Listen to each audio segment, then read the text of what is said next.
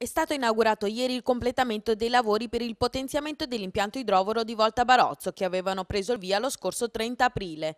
880.000 euro sono i fondi anticipati dal Comune di Padova in attesa dell'erogazione da parte della Regione, soggetto finanziatore. All'inaugurazione erano presenti varie istituzioni che hanno aderito al progetto per la riqualificazione idraulica. L'intervento mette in sicurezza la parte nord del bacino Patriarcati dei quartieri di Padova, compresi fra il centro storico e il canale Scaricatore, Sant'Osvaldo, Forcellini, Terranegra, Quattro Martiri, Canestrini, Crescini e Bassanello. Un'area che alla costruzione del canale Scaricatore a fine Ottocento ha ostruito il deflusso naturale delle acque dalla parte nord di questo bacino che arriva fino a Vovolenta. Si sa che Padova è da un punto di vista idraulico una realtà molto delicata perché qui abbiamo lo scaricatore ed è un bypass che porta l'acqua che arriva dal Bacchiglione nel Roncaiette, un fiume che poi porta l'acqua al mare.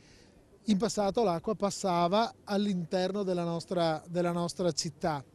Quando piove tanto ci chiudiamo con una porta che è sotto il Ponte dei Cavai e un controsostegno perché altrimenti l'acqua entrerebbe rigurgitando in senso inverso a Canordio.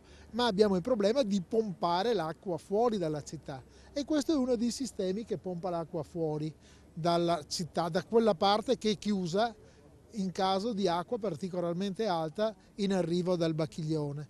E si tratta di un'opera che dovrebbe dare una certa soddisfazione alla realtà del Forcellini, dove dobbiamo fare un altro intervento che stiamo preparando, in modo tale da vedere che la zona del Forcellini non vada più sott'acqua. Sì, il beneficio per Padova, ma un beneficio anche per Ponte San Nicolò, perché le acque di Padova tramite la botte sifone arrivavano nel famoso canale Maestro dove c'è stata la rotta del 2 novembre 2010. Dal punto di vista tecnico, i tecnici ci hanno promesso che questo progetto dovrebbe portare proprio benefici ai quartieri più bassi della nostra comunità. Un'opera che forse non è evidente come una piazza, come un edificio, ma sicuramente è un'opera fondamentale per garantire la sicurezza di un'area importante come quella Forcellini e dell'area degli ospedali di Padova.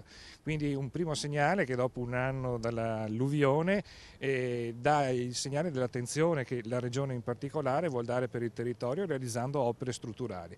Su questo ci saranno altre priorità per Padova, nodo fondamentale a livello idraulico, in particolare per la zona di Montà, per la realizzazione di quel canale Fossetta-Limenella che sicuramente è fondamentale. Abbiamo stanziato i 3,5 milioni che mancavano sui 18, quindi un'opera che entro l'anno potrebbe partire e quindi mettere in sicurezza un'altra area di Padova. Poi c'è la questione dell'idrovia, su questo affideremo appunto uno studio di massima per l'eventuale suo completamento e anche questo darebbe un forte sfogo a quello che è il sistema idraulico della nostra città.